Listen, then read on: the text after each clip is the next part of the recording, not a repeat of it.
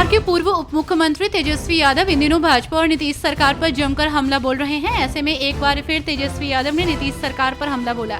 CM Nitish Kumar पर RJD नेता तेजस्वी यादव ने कहा, बिहार में इतना अपराध बढ़ गया है, दिन दहाड़े गोली मार दी जा रही है और घर में घुसकर गोली मार दी जा रही है। बिहार में भ्रष्टाचार चल रहा है, तरह तरह की बातें हैं, लेकिन मुख्यमंत्री जी चुप हैं। वो हर मुद्दे पर चुप रहते हैं।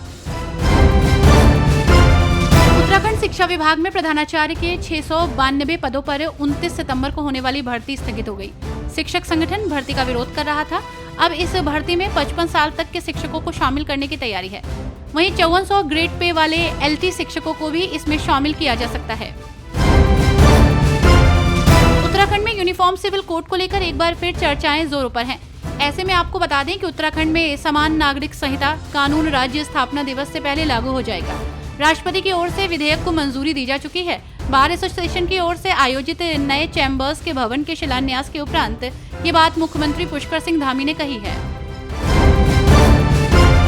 जेएमएम नेता महुआ माझी ने बीजेपी पर निशाना साधा। महुआ माझी ने कहा कि बीजेपी का तो एजेंडा ही है, आपस में फूट डालो, राज करो।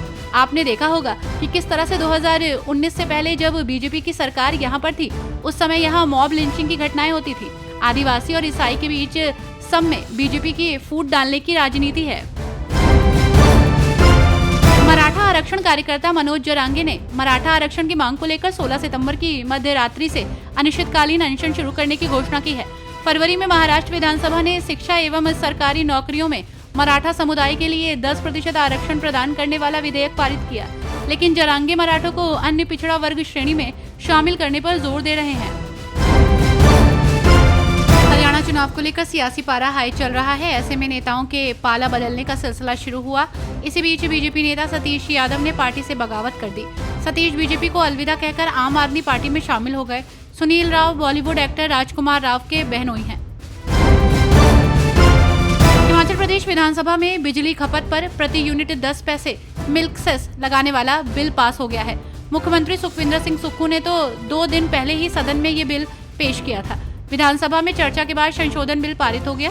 संशोधन बिल को राज्यपाल की मंजूरी मिलने के बाद राज्य में लोगों को महंगी बिजली मिलेगी। इसके अलावा उद्योगों पर भी पर्यावरण सेस लगाया गया है। सीपीआईएम नेता सुभासिनी अली ने पीएम मोदी और बीजेपी पर निशाना साधा। सुभासिनी अली ने कहा कि चुनाव के बाद कुछ तो बदलाव आया है, क्योंकि जो सरकार बहुमत अपने हाथ में रखती थी वो अल्पमत की सरकार बन गई। लेकिन इसका ये मतलब नहीं है कि भारतीय जनता पार्टी की नीतियों में कोई बदलाव नहीं आया है। आगे उन्होंने उत्तर प्रदेश में हो रहे महिला उत्पीड़न को लेकर भी बीजेपी पर हमला बोला।